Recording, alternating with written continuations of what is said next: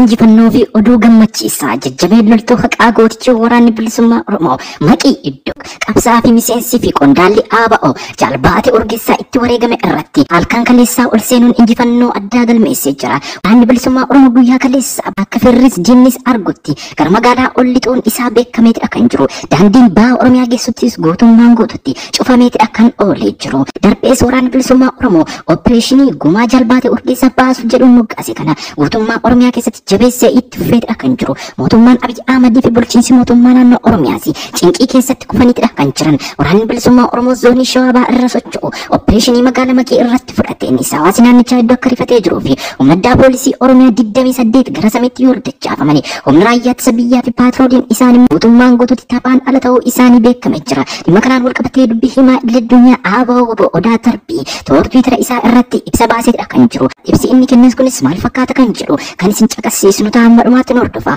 Gaachanni uummata Oromoo gootichi waraanni bilisummaa Oromoo halkan kaleessaa magaalaa Maqiitti ol seenuun injifannoo addaa galmeessee jira. Waraanni bilisummaa Oromoo magaalaa Maqii iddoo addaa Nook jedhamu keessatti ol seenuun waajjira poolisiittis ol seenuun humna addaa poolisii Oromiyaa fi poolisii idilee magaalattii keessa jiran hedduu gara samiitti ol dachaasu. Miila tokkoon dhaabeetidha kan oole gootichi waraanni bilisummaa Oromoo halkan kaleessaaf halkan dheengadda. Waboon akka ibsetti opereeshiniin kun kan adeemsifame gumaa jalbaate Urgeessaa baasu mata duree jedhudha. Jalbaate Urgeessaa qondaalli adda bilisummaa Oromoo tanno immoo gumaa isaa warreen akkas godhan gumaa jaal keenya ni baasna jechuun beeksisee jira. ABO miseensonni waraanni bilisummaa Oromoo xiiqidhaan guutamanii opereeshinii adda ta'een magaalaa Maqii halkan dheengaddaa fi halkan kaleessaa irratti adeemsisaa akka jiranii fi amma isaa kanaatis waajjira poolisii keessaa poolisiin idilee 28 yoo garsamitti ol dachaafamanii kaafan immoo waraana bilisummaa Oromootiin booji'amaniiru.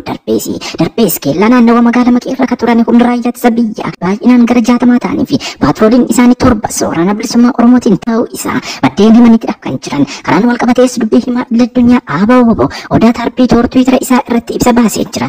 Odaa Tarbii baase kunis akka ibsutti waraanni bilisummaa Oromoo opereeshinii gaggeesse kun kan nama boonsuu fi godina Shawaa Bahaa keessattis taateen ta'e keessuma iyyuu jalbaatee Urgeessaa iddootti wareegame iddoo Qorkee jedhamuu fi iddoo Nook jedhamu irratti opereeshinii waraanni bilisummaa Oromoo gaggeesse kan hedduu nama boonsu kan diinatti mata bohoo ta'ee jiruu fi opereeshiniin akkanaas yeroo irraa gara yerootti jabaatee itti fufa. Injifannoon uummata Oromoof guyyaa kaleessaa qe'ee diinaa keessatti naasuun galeera. Keessumaa dabballoonni fi kaadiroonni magaalaa Maqii hedduu rifachuun gariin gara Finfinneetti gariin gara Adaamaatti baqachaa kan jiran kan jedhe Odaa Tarbii opereeshinii dabalataa ammas magaalaa Maqii irratti bifa adda ta'een ni adeemsifama jechuun beeksisee jira. Dubbii himaa idil-addunyaa ABO Odaa Tarbii Tiwiitara isaa irratti. Kanaan wal qabatee meeshaalee waraanaa fi raashinii darbees loojistikiin hedduu booji'amuu isaanii kan beeksise gootichi waraanni bilisummaa Oromoo opereeshiniin itti fufaa akka jiruu fi gootummaa Oromiyaa keessattis qoqqobbiin adeemsifamaa akka jiru. Qoqqobbii kanaanis wal qabatee daandiin magaalaa Finfinnee irraa gara naannolee Oromiyaatti dabarsu gootummaan guututti waraana bilisummaa Oromootiin cufamee jira. Keessuma iyyuu naannawa magaalaa Finfinneetti illee osoo hin hafiin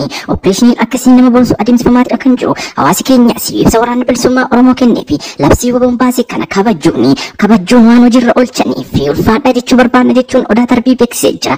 Geejjibaa kun amma yoomitti itti fufa jechuun dubbii himaa idil-addunyaa ABO Odaa Tarbii gaafatamees guyyaan isaa hin beekamu. Waraanni bilisummaa Oromoo guyyaa labsee fi opereeshiniin kun yeroo xumurametti uummanni keenya keessuma iyyuu konkolaattonni fe'umsaa Oromiyaa keessa socho'uu danda'u. Kan kana irraatiin dhafee yeroo ammaa kanatti Oromiyaa keessatti konkolaataa fe'umsaa magaalota irraa gara magaalotaatti qaamni nam fe'a jedhu qabeenya isaatti nagaadhaan matee yaa fe'u jechuun beeksisee jira. Odaa Tarbii guutummaan guututti konkolaattonni kanneen akka Isuzu, Obaamaa fi Siinootiraakii darbees Kaasonii jedhamu warreen beekaman Oromiyaa keessatti sochiin isaan adeemsisan guutummaan guututti dhaabbateetidha kan jiru. Yeroo ammaa kanatti bulchiinsi mootummaa naannoo Oromiyaas haalonni itti jabaachaa akka jiranii fi opereeshiniin ammaa kun opereeshinii yeroo kam iyyuu caalaa biyya addeessaa akka ta'e darbees caasaan paartii bilxiginnaa baadiyyaa keessa jiru ciccituu irra darbee kan naannawaa Finfinnee jiran kanneen akka magaalaa Maqii fi Bishooftuu darbees Salaalee irratti jiran yeroo ammaa kanatti caasaan bilxiginnaa tuttuqamuu eegaluu isaa mootummaa kanatti mata bu'uu akka ta'uu fi waraanni bilisummaa Oromoo opereeshiniin amma eegalee jiru kun jabaatee itti fufatanaan Finfinnee guutummaan guutuutti golguun yaaddessaa ta'uus ni danda'a jechuun maddeen himaniitidha kan jiran.